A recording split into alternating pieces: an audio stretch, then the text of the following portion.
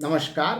Professor S Narayan Raju YouTube channel में आप सबका मैं स्वागत करता हूँ। कबीर के विभिन्न पदों की व्याख्या के अंदर अब इस व्याख्यान की श्रृंखला में और एक पद, इसमें भी यहाँ भगवत भक्ति मतलब साधन मार्ग कितना कठिन है, किस प्रकार सतर्कता के साथ चलने की आवश्यकता है, इस पर बल देते हुए कबीर कहते हैं, भगत दुहेली राम की जस कांडे की धार, जे डोलाई तव कट पड़ई, नेहचल उतरई पार। यहाँ कांडे मतलब तलवार, नेहचल मतलब स्थिर, और इसके भगति मतलब भगवान, भक्ति मतलब भक्ति के संबंधित।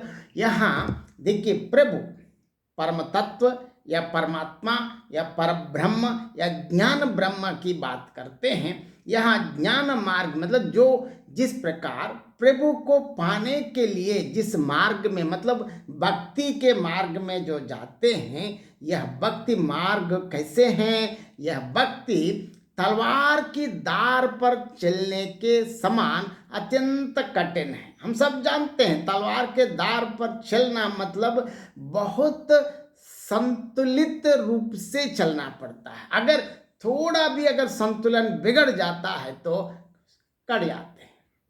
लेकिन यहाँ तलवार और धार की बात नहीं, यहाँ इसका कथन यह है कि कबीर का कहने का आशय यह है कि इस भक्ति मार्ग में चलते वक्त जिस प्रकार, इसीलिए तलवार की धार क्यों बताएं, इस जाते वक्त अनेक विघ्न बाधाएं कष्ट आ जाते हैं। क्यों? काम क्रोध मद मात्सर्य के कारण, क्योंकि ये सबसे ज्यादा अहम के कारण इनसे हमको पता ही नहीं चलता है कि अनेक प्रकार के विघ्न आ जाते हैं। थोड़ा किसी के मोह में पड़ गया मतलब आप भक्ति मार्ग से हट जाते हैं, फिर सांसारिक सुख भोगों में या अनावश्यक सांसारिक माया में पड़ के भगवत भक्ति से आप गिर जाते हैं। यहाँ कबीर का कहने का आशय यह है कि यहाँ तलवार के धार पर मतलब बहुत संतुलित ढंग से जाना पड़ता है। मतलब भगवत भक्ति के मार्ग में जाना कोई आसान नहीं है, लेकिन इसमें जितने भी तकलीफें आ जाएं, जिस प्रकार तलवार के धार पर चलते वक्त कितनी सतर्कता से चलते हैं, उतने ही सतर्कता के साथ भगवत भक्ति भगवान को प्राप्त करने के लिए जो ज्ञान मार्ग से मोक्ष तक पहुंचने के लिए जिस प्रकार हम यात्रा करते हैं, इस यात्रा ऐसी यात्रा है तलवार के धार पर चलने वाले जैसे। इसीलिए बहुत सतर्क मतलब इस काम क्रोध मद और इस अहम आदि बहुत सांसारिक सुविधाएं, भोग विलास, माया, इन सब चीजों से पार करके इनका प्रभाव पर ना पड़ते हुए बहुत सतर्कता के साथ आगे चलना पड़ता है। देखिए आगे ये क्या कहते हैं, जे डोलाई तो कट पड़े, थोड़ा इधर उधर कट हो जाते हैं, निहचल उतरे पार। लेकिन जो स्थिर रहता है, यदि वो स्थिर भाव से संतुलन बनाए रखता है, अर्थात अपने प्रेम में विचलित नहीं होता, तो वह निस्संदेह पार कर सकता है।